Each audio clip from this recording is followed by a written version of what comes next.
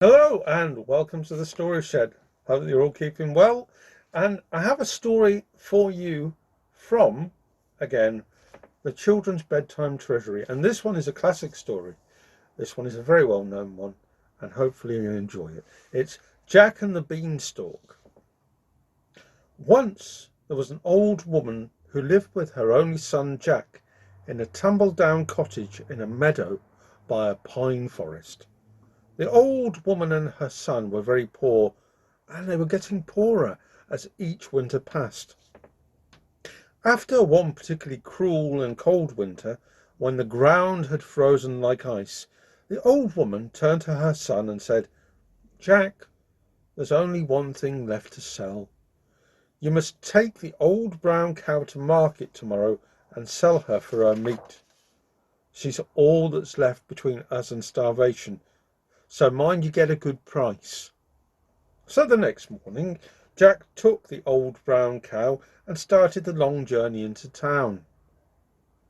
Halfway through his journey, Jack stopped to eat his crust of bread, and just then a farmer passed by and stopped to chat. After Jack told the farmer where he was heading and why, the farmer looked at the old cow and scratched his chin thoughtfully. He put his hand into his pocket and said to Jack, "I'll swap you these dried beans for your old brown cow." Jack looked at the beans in the farmer's hand and shook his head. I'm sorry, but I must take the old brown cow to sell at the market so that my mother and I can buy bread." The farmer promised Jack that if he would swap the cow for the beans, Jack would make his fortune, because these beans were magic beans.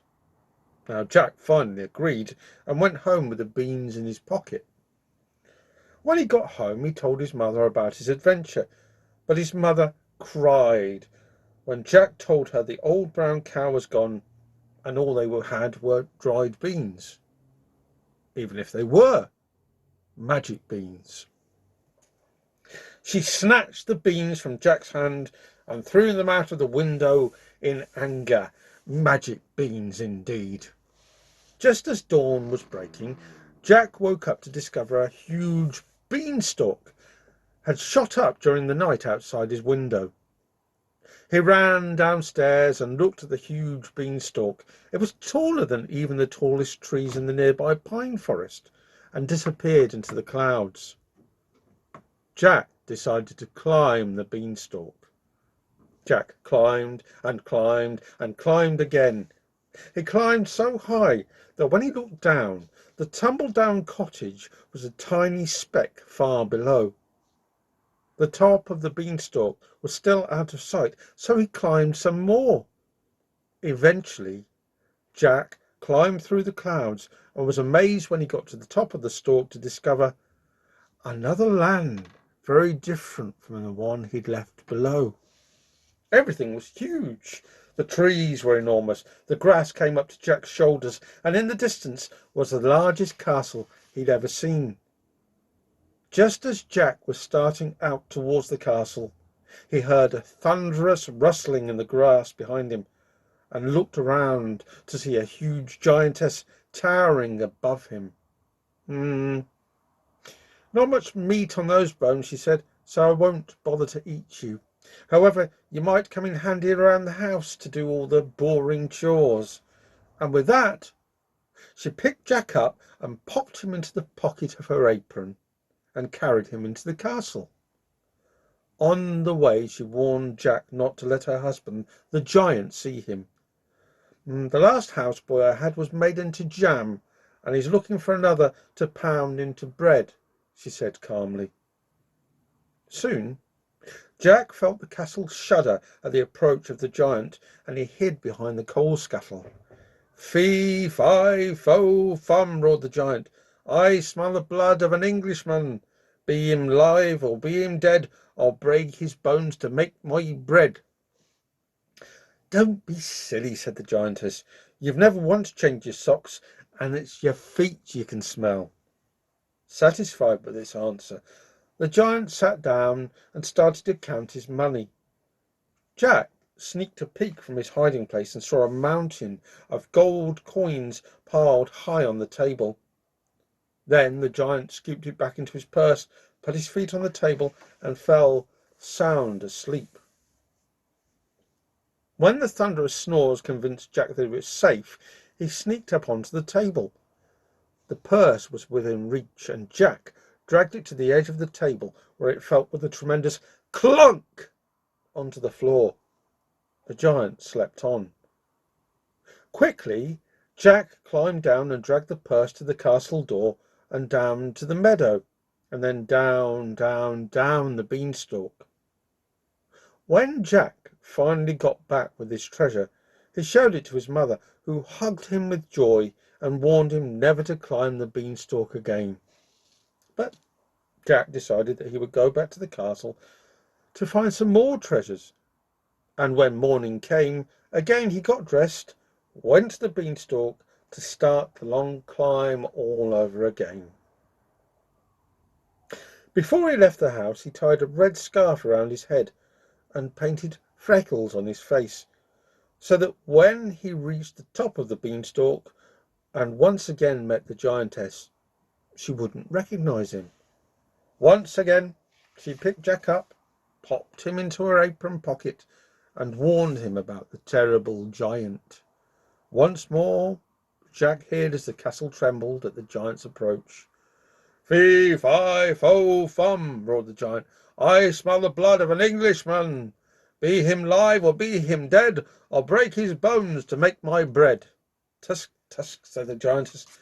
"The only thing that you can smell is your armpits, because you have not washed."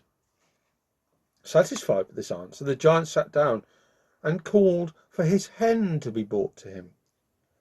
Jack peeked around and saw to his amazement that the hen had laid a beautiful golden egg. Before long, the giant rested his head once more, then fell fast asleep.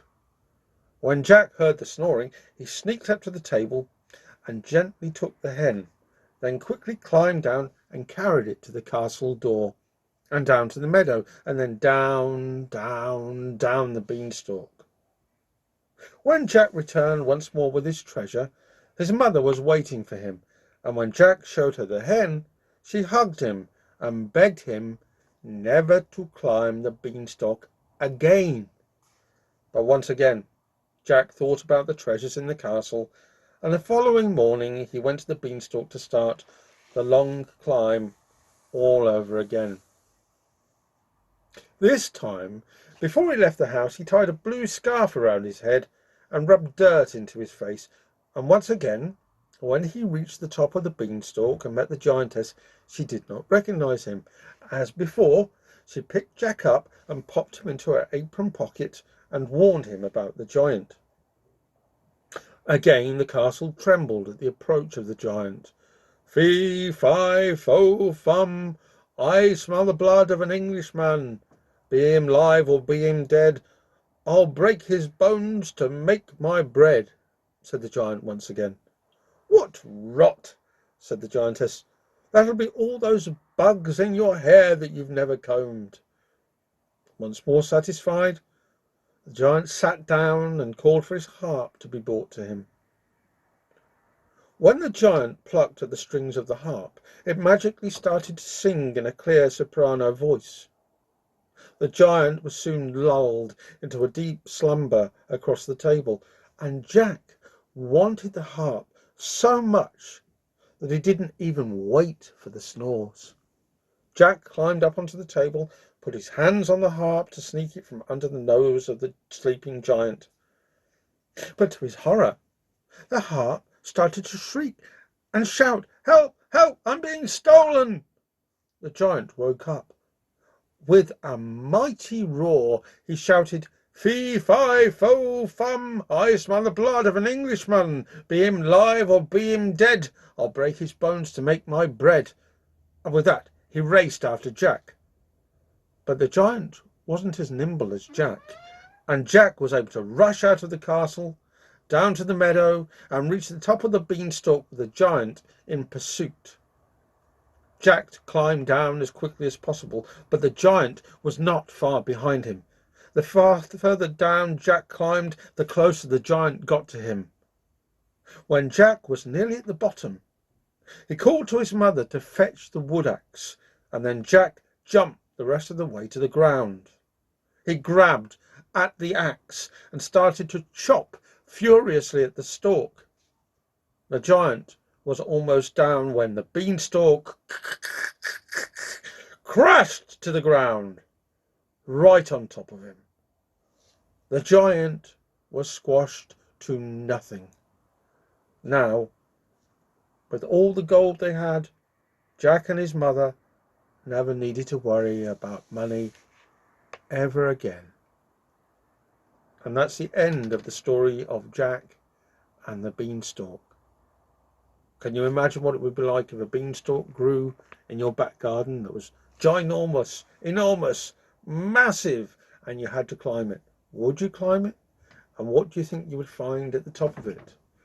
Maybe you could write about it and send that story to us at thestoryshed@gmail.com. That's thestoryshed@gmail.com. We look forward to hearing from you. Any stories you have, any suggestions that you have for making the story shed better, because we always want to do that. Now, in the meantime, take very good care, be well, and bye-bye. Bye-bye. Bye-bye.